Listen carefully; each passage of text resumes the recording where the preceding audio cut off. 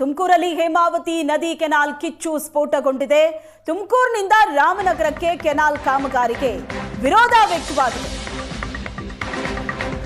Hemavathi canal ಕಾಮಗಾರಿಯನ್ನ ವಿರೋಧಿಸಿ ನಡೀತಾ ಇರುವಂತ ಪ್ರತಿಭಟನೆ. ತುಮಕೂರಿನ ಗುಬ್ಬಿ ತಾಲೂಕಿನ ನಿಟ್ಟೂರು ಬಳಿ ನಡೆದಂತ ಪ್ರತಿಭಟನೆ. ಕಾಮಗಾರಿ ಸ್ಥಳಕ್ಕೆ ಮುತ್ತಿಗೆ ಹಾಕಿ ಪ್ರತಿಭಟನಾಕಾರರು ಆಕ್ರೋಶವನ್ನ ವ್ಯಕ್ತಪಡಿಸಿದರು. ನಿಷೇಧಾಜ್ಞೆ ಹೇರಿ ಕಾಮಗಾರಿಯನ್ನ ಆರಂಭ ಮಾಡಿದ್ದಕ್ಕೆ ವಿರೋಧ ವ್ಯಕ್ತವಾಗಿದೆ. ಹೇಮಾವತಿ ನದಿ ಕೆನಾಲ್ನ ಕಿಚ್ಚು ಸ್ಫೋಟಗೊಂಡಿದೆ. ತುಮಕೂರಿನಲ್ಲಿ ಭಾರಿ ಪ್ರತಿಭಟನೆ ನಡೆಯಿತು. ತುಮಕೂರಿನಿಂದ ರಾಮನಗರಕ್ಕೆ ಕೆನಾಲ್ ಕಾಮಗಾರಿ ನಡೆಸ್ತಾ ಇರೋದಕ್ಕೆ ವಿರೋಧ ವ್ಯಕ್ತವಾಗಿದೆ. ಬೆಂಕಿ ಹಚ್ಚಿ ಆಕ್ರೋಶವನ್ನ ವ್ಯಕ್ತಪಡಿಸಿದರು. ದೃಶ್ಯದಲ್ಲಿ ನೋಡ್ತಾ ಇದ್ದೀವಿ. ರಸ್ತೆ ಮಧ್ಯದಲ್ಲಿ ಟೈರ್ಗೆ ಬೆಂಕಿ ಹಾಕಿ ತಮ್ಮ ಆಕ್ರೋಶವನ್ನ ಹೊರ ಹಾಕಿದರು. ತುಮಕೂರಿನ ಗುಬ್ಬಿ ತಾಲೂಕಿನ ನಿಟ್ಟೂರು ಬಳಿ ನಡೆದಂತ ಪ್ರತಿಭಟನೆಯ ದೃಶ್ಯ ಇದು. ಸಾವಿರಾರು ಜನ ಪೊಲೀಸರನ್ನ ನಿಯೋಜನೆ ಮಾಡಲಾಯಿತು. ಇದರ ಬಗ್ಗೆ ಕೂಡ ಆಕ್ರೋಶವನ್ನ ವ್ಯಕ್ತಪಡಿಸಿದ್ರು ಹೋರಾಟಗಾರರು.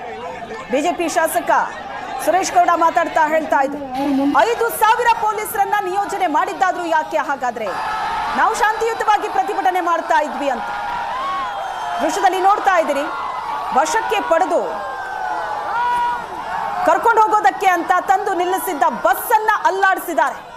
ಬಸ್ಸಿನ ಟೈರ್ ಪಂಚರ್ ಮಾಡಿದ್ದಾರೆ ಪ್ರತಿಭಟನಾಕಾರರು. ಈ ಸಂದರ್ಭದಲ್ಲಿ ವಾಗ್ವಾದ ನಡೆಯಿತು ಪೊಲೀಸರು ಮತ್ತು ಹೋರಾಟಗಾರರ ನಡುವೆ. ಬಸ್ಸನ್ನೇ ಅಲುಗಾಡಿಸ್ತಾ ಇದ್ದಾರೆ. ಬಸ್ಸಿನ ಟೈರ್ನ ಗಾಳಿ ತೆಗೆದು ಆಕ್ರೋಶವನ್ನ ವ್ಯಕ್ತಪಡಿಸಿದ್ರು. ತುಮಕೂರಿನಲ್ಲಿ ನಡೆದಂತ ಪ್ರತಿಭಟನೆಯ ದೃಶ್ಯ ಇದು. ರೈತ ಹೋರಾಟಗಾರರು, ಸ್ವಾಮೀಜಿಗಳು, ರಾಜಕೀಯ ನಾಯಕರು ಸೇರಿದಂತೆ ಬಹಳ ದೊಡ್ಡ ಆಕ್ರೋಶ ವ್ಯಕ್ತವಾಯಿತು ಸ್ಥಳದಲ್ಲಿ. ತುಮಕೂರಿನ ಗುಬ್ಬಿ ತಾಲೂಕಿನ ನಿಟ್ಟೂರು ಬಳಿ ನಡೆದಂತ ಪ್ರತಿಭಟನೆಯ ದೃಶ್ಯ ಇದು. ಹೆದ್ದಾರಿ ತಡೆದು ಆಕ್ರೋಶ ಹೊರ ಹಾಕಿದ್ರು. ರಸ್ತೆ ಮಧ್ಯದಲ್ಲೇ ಟೈರ್ಗೆ ಬೆಂಕಿ ಹಾಕಿದ್ದಾರೆ. ನಿಷೇಧಾಜ್ಞೆ ಹೇರಿ ಕಾಮಗಾರಿ ನಡೆಸ್ತಾ ಇರೋದಕ್ಕೆ ವಿರೋಧ ವ್ಯಕ್ತವಾಗಿದೆ. ಸರ್ಕಾರದ ಈ ನಿರ್ಧಾರದ ಬಗ್ಗೆ ಬಹಳ ದೊಡ್ಡ ಆಕ್ರೋಶ ಇದೆ ತುಮಕೂರಿನಲ್ಲಿ. ತುಮಕೂರಿನ ಜನಪ್ರತಿನಿಧಿಗಳು ಈ ಹೋರಾಟದಲ್ಲಿ ಭಾಗಿಯಾಗಬೇಕು ಅಂತ ಆ ಒತ್ತಡ ಕೂಡ ಬಂತು. ದೃಶ್ಯದಲ್ಲಿ ನೋಡ್ತಾ ಇದ್ದೀರಿ. ಪೊಲೀಸರು ಕೂಡ ಗಾಯಗೊಂಡ್ರು, ಅಸ್ವಸ್ಥರಾದ್ರು. ಅಷ್ಟರ ಮಟ್ಟಿಗೆ ಜನಜಂಗುಳಿ ಇತ್ತು ಅಲ್ಲಿ. ಬಹಳ ದೊಡ್ಡ ಸಂಖ್ಯೆಯಲ್ಲಿ ಹೋರಾಟಗಾರರು ಸೇರಿದ್ರು. ಸರ್ಕಾರದ ವಿರುದ್ಧ ಆಕ್ರೋಶವನ್ನ ವ್ಯಕ್ತಪಡಿಸಿದ್ರು. ನಿಷೇಧಾಜ್ಞೆ ಹೇರಿ ಕಾಮಗಾರಿ ಆರಂಭಿಸಿದ್ದು ಯಾಕೆ ಅಂತ ಪ್ರಶ್ನೆ ಮಾಡಿದ್ರು. ತುಮಕೂರಿನಿಂದ ರಾಮನಗರಕ್ಕೆ ಕೆನಾಲೆ ನಿರ್ಮಾಣ ಆಗ್ತಾ ಇದೆ. ಈ ಕಾಮಗಾರಿಗೆ ವ್ಯಕ್ತವಾಗ್ತಾ ಇರೋ ವಿರೋಧ. ಇಲ್ಲಿಂದ ಅಲ್ಲಿಗೆ ನೀರನ್ನ ಹರಿಸಿದ್ದೇ ಆದ್ರೆ ತುಮಕೂರಿನಲ್ಲಿ ಸಮಸ್ಯೆ ಆಗತ್ತೆ. ಹೋರಾಟದ ದೃಶ್ಯ ನೋಡ್ತಾ ಇದೆ.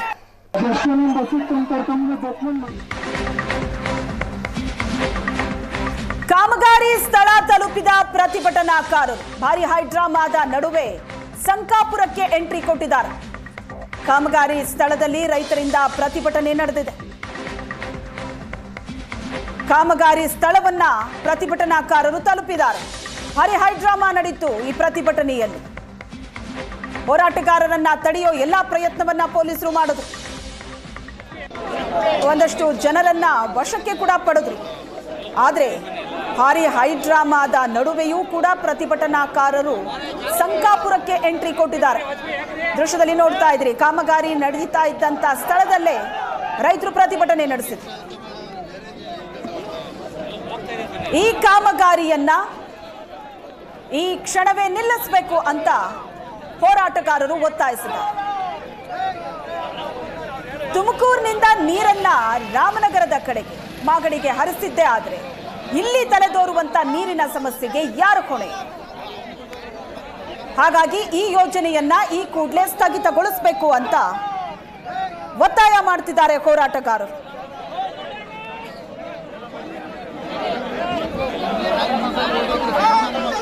ಸ್ವಾಮೀಜಿಗಳು, ಜನಪ್ರತಿನಿಧಿಗಳು, ರೈತ ಸಂಘ ಸೇರಿದಂತೆ ವಿವಿಧ ಸಂಘ ಸಂಸ್ಥೆಗಳು ಸೇರಿ ಜೊತೆಯಾಗಿ ನಡೆಸ್ತಾ ಇರುವಂತ ಹೋರಾಟ ಇದು.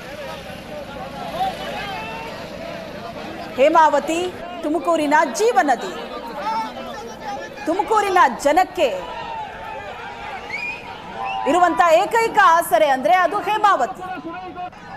ಈಗ ಇಲ್ಲಿಂದ ಮಾಗಡಿ ಕಡೆ ನೀರು ಹರಿಸಿದ್ದೇ ಆದ್ರೆ ಮುಂದಿನ ದಿನಗಳಲ್ಲಿ ತುಮಕೂರಿಗೆ ಕುಡಿಯೋ ನೀರಿಗೂ ಕೂಡ ಸಮಸ್ಯೆ ಆಗುತ್ತೆ. ಇದು ಹೋರಾಟಗಾರರ ಮಾತು. ಈ ಹೋರಾಟ ಕಾವು ಪಡಿತಲೇ ಇದೆ. ಕಾಮಗಾರಿ ನಡೀತಾ ಇರುವಂತಹ ಸ್ಥಳಕ್ಕೆ ಹೋರಾಟಗಾರರು ತಲುಪಿದ್ದಾರೆ. ನೋಡ್ತಾ ಇದ್ದೀರಿ ದೃಶ್ಯದಲ್ಲಿ.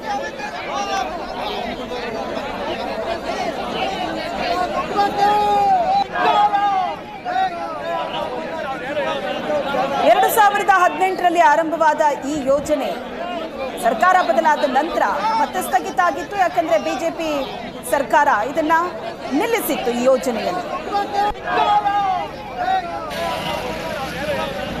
ಅದಾದ ನಂತರ ಈಗ ಮತ್ತೆ ಕಾಂಗ್ರೆಸ್ ಸರ್ಕಾರ ಅಧಿಕಾರಕ್ಕೆ ಬಂದ ನಂತರ ಡಿ.ಕೆ. ಶಿವಕುಮಾರ್ ಜಲಸಂಪನ್ಮೂಲ ಖಾತೆ ಸಚಿವರು ಆಗಿರೋದ್ರಿಂದ ಈ ಯೋಜನೆ ಮತ್ತೆ ಈಗ ಜೀವ ಪಡ್ಕೊಂಡಿದೆ. ನೆನೆಗುದಿಗೆ ಬಿದ್ದಿದ್ದ ಎಕ್ಸ್‌ಪ್ರೆಸ್ ಲಿಂಕ್ ಕೆನಾಲ್ ಕಾಮಗಾರಿ ಈಗ ಮತ್ತೆ ಆರಂಭ ಆಗಿದೆ. ಇದು ಆಕ್ರೋಶಕ್ಕೆ ಕಾರಣವಾಗ್ತಾ ಇರೋದು. ತುಮಕೂರಲ್ಲಿ ಹೇಮಾವತಿ ಹೋರಾಟ ತೀವ್ರಗೊಂಡಿದೆ. ರೈತರ ಹೋರಾಟಕ್ಕೆ ಅಧಿಕಾರಿಗಳು ಬೆಚ್ಚಿ ಬಿದ್ದಿದ್ದಾರೆ. ಸಂಕಾಪುರ ಬಳಿ ನಡೀತಾ ಇದ್ದ ಕಾಮಗಾರಿ ಸ್ಥಗಿತ ಆಗಿದೆ.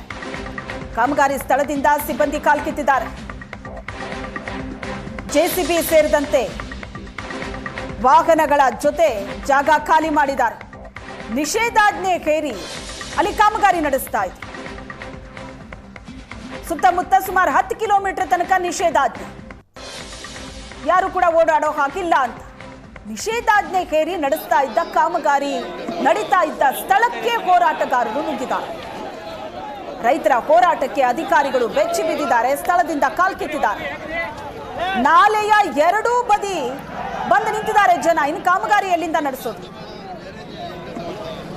ಇನ್ನೊಂದು ತಿಂಗಳ ಒಳಗೆ ಕಾಮಗಾರಿ ನಿಲ್ಲಿಸಬೇಕು, ಇಲ್ಲ ಅಂದ್ರೆ ಉಗ್ರ ಹೋರಾಟದ ಎಚ್ಚರಿಕೆಯನ್ನ ಹೋರಾಟಗಾರರು ಕೊಟ್ಟಿದ್ದಾರೆ. ಈಗ ಸರ್ಕಾರಕ್ಕೆ 1 ತಿಂಗಳ ಗಡುವು ಕೊಟ್ಟಿದ್ದಾರೆ ಹೋರಾಟಗಾರರು.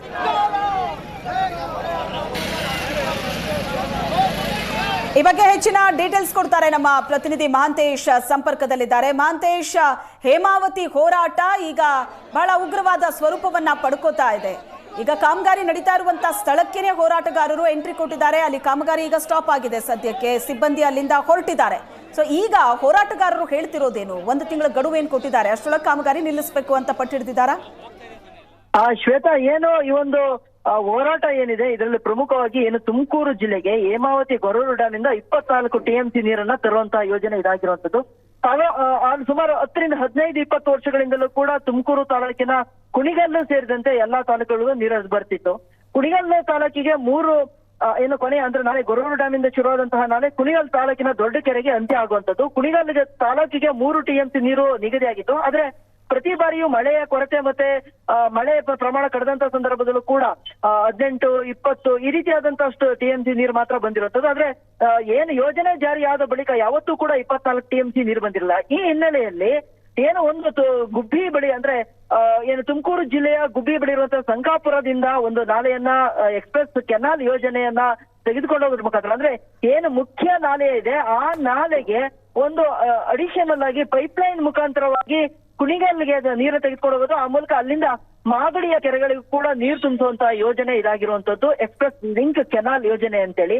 ಹಿಂದೆ ಏನು ಯೋಜನೆ ಜಾರಿಯಾದಂತಹ ಸಂದರ್ಭದಲ್ಲಿ ಬಿಜೆಪಿ ಸರ್ಕಾರ ಈ ಒಂದು ಯೋಜನೆಯನ್ನ ಏನು ರದ್ದು ಮಾಡಿತ್ತು ಮತ್ತೆ ನಾಲೆ ಅಗಲೀಕರಣಕ್ಕೆ ಅವಕಾಶ ಕೊಟ್ಟಿತ್ತು. ಅದಾದ ಬಳಿಕ ಈಗ ಕಾಂಗ್ರೆಸ್ ಸರ್ಕಾರ ಬಂದಿರುವಂತದ್ದು ವಿಶೇಷವಾಗಿ ಡಿ.ಕೆ. ಶಿವಕುಮಾರ್ ಅವರ ಒಂದು ಆಸಕ್ತಿಯ ಮೇಲೆ ಈ ಒಂದು ನಾಲೆಯ ಕಾಮಗಾರಿಯನ್ನ ಮುಂದುವರಿಸಿರುವಂತದ್ದು ನಾವು ಕಾಣಬಹುದು.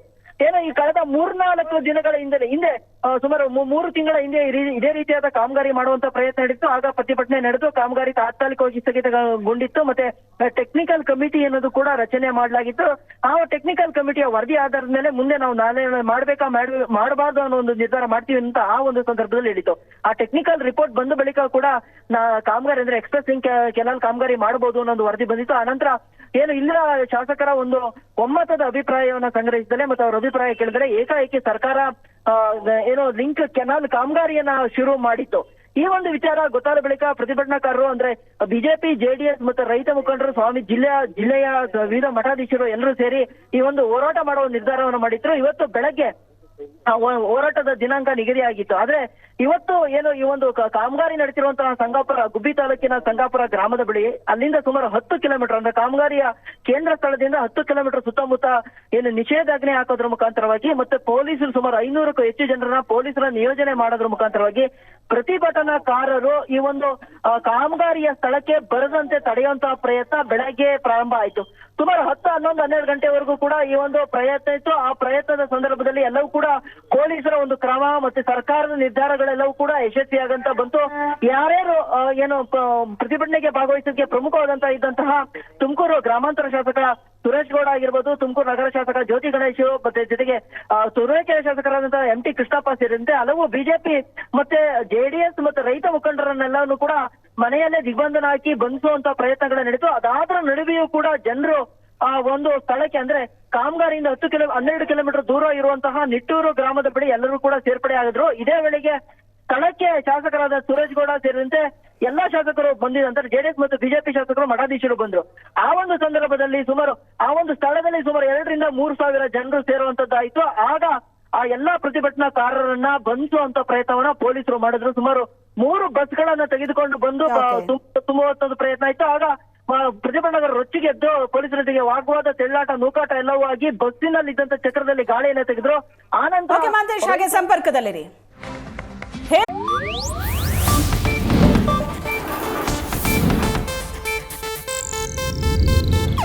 ಇದು ಏಷ್ಯಾನೆಟ್ ನ್ಯೂಸ್ ನೆಟ್ವರ್ಕ್ ಪ್ರಸ್ತುತಿ.